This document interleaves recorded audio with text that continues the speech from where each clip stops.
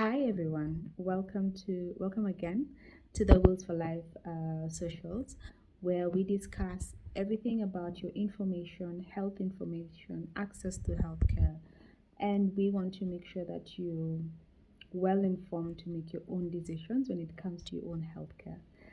So today we are tackling a topic that has been recently and really asked about from our Wills for Life community group. Um, and the one thing that has come out is contraceptive. And just the question of which contraceptive is right for me before delivery, before conception, after delivery, um, which one is good with breastfeeding, which one is not good with breastfeeding, and etc.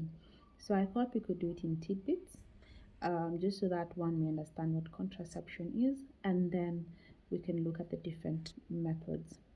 So, contraception or contraceptives is really a way in which a lady or a family is able to plan out the desired family size, and the timing of it.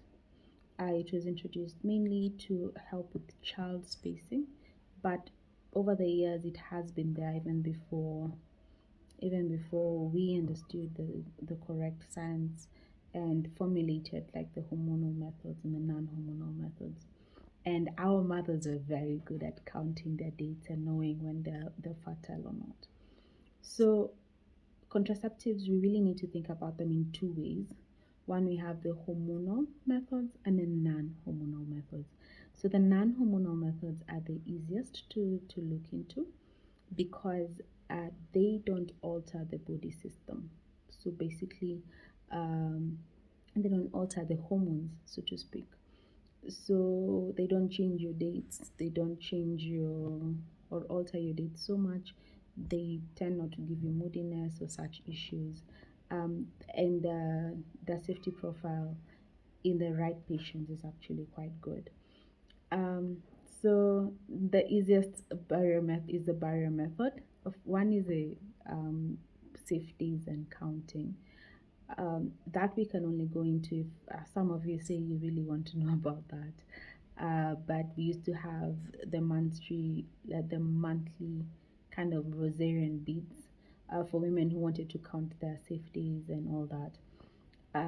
Then we have the barrier method. So the barrier method, we have the condom, we have the male condom, we have a female condom, we have the diaphragms, and all those are just ways to prevent the sperm from getting into contact with of course the cervix and the uterus. So beyond those, we have then the coil, which is also another non-hormonal method, and that particular coil is a copper T uh, or the copper Y, but usually it has copper with a plastic rod to prevent pregnancy, and we shall discuss it at length on its own segment. So those are the non-hormonal methods, and then on the hormonal methods we have estrogen and progesterone, which is the combined oral contraceptive or the combined methods. For example, we have the patch, like the Evra patch, which is very good if you're forgetful but you want to use a combined method. And then we have then progesterone only methods. Progesterone only methods include the mini pill, which doesn't have estrogen at all. Then we have the depot injection, which I'm sure some of you are familiar with. That's a 3-month injection, which is still there, but in some places it's been phased out. And then we have the implant. We have a 3-year implant. We had a 5-year implant, and then we have the Mirena, which is a coil that is lined with progesterone. And all of these are used by different women for different reasons. So when you decide you want a contraceptive method, you really need to think with your doctor which method is most suitable for me. Most women I've seen have have someone who's told them this is a better method than the other, and therefore they come with a decision that I want this particular method. So basically, it's good to look through and see which option is better for you. Among the things you look at is your parity, which is how many children do you have, any complications you've had before.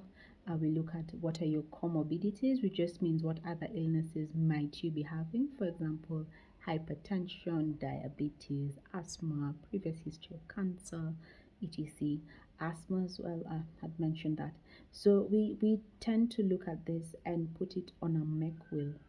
A MEC wheel is something that was developed by the World Health Organization to look at um, among these patients' history and the contraceptive methods available, which one is safer for them. So that's just a teaser for the contraceptive discussion we'll have. And then let's meet more on the next video. Yeah. And you can ask your questions in the comments so that we can address them in the upcoming videos.